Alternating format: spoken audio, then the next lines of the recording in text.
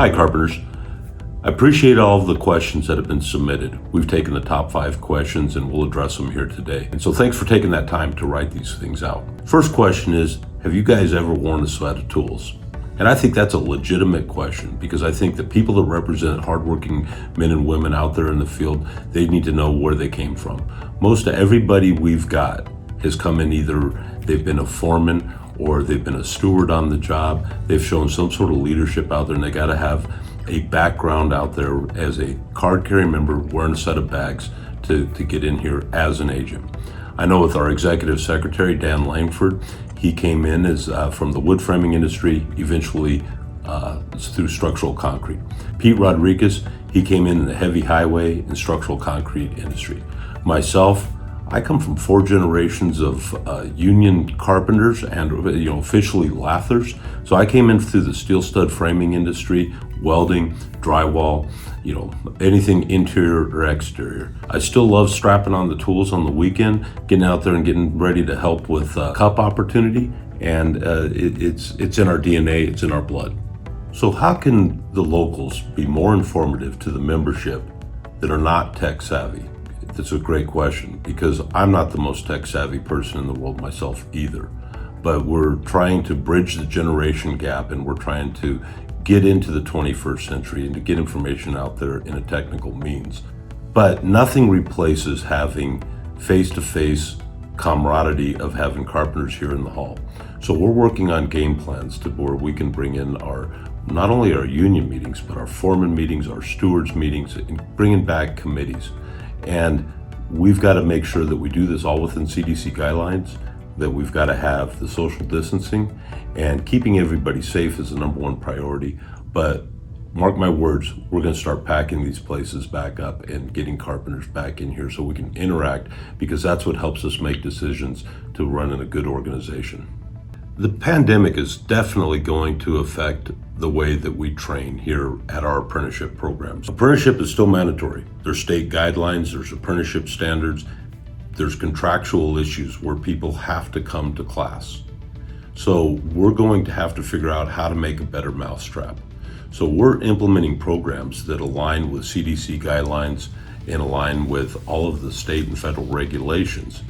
But at the same time, we're going to need your help as people that are coming in here to get the training to respect these guidelines. Keep your 6-foot distancing, wear a mask when necessary, follow the instructors and training directors' instructions, because this is about not just your safety, but it's about their safety. It's about all of our safety. This is going to be a challenge. We're asking everybody to be patient, but at the same time, I think we come out of this and we're going to put together a better training program, because this is what we've done. We've been faced with adversity and challenges before, and each and every time through my 36-year career, we've gotten better when these challenges have been put in front of us. When will I go back to work? Boy, I wish I had a direct answer.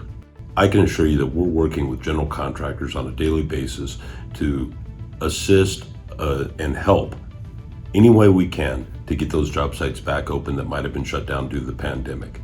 There's something else to keep in mind. We have always had a seat at the table when it comes to releasing contracts.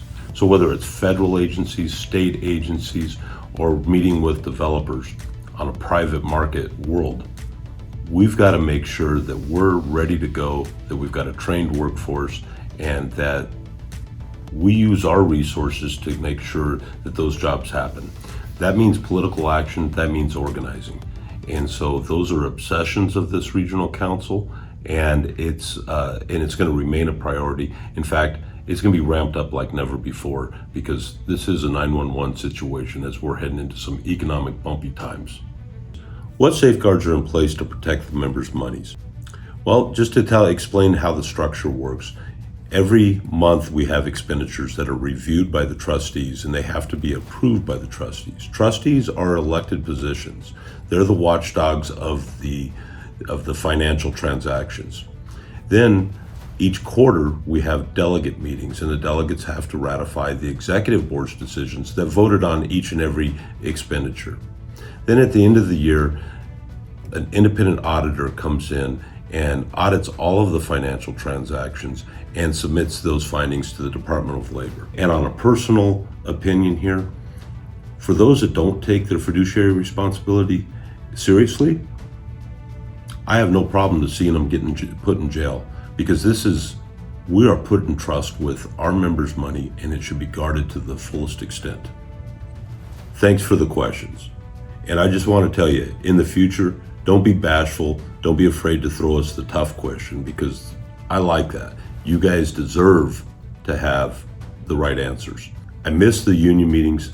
I miss seeing everybody at the foreman meetings, the committee meetings, the steward meetings, and I promise you, we're doing everything we can to get those back in business and staying within the CDC guidelines. Until then, be patient as we're trying to get you the information the best we can through social media and on video.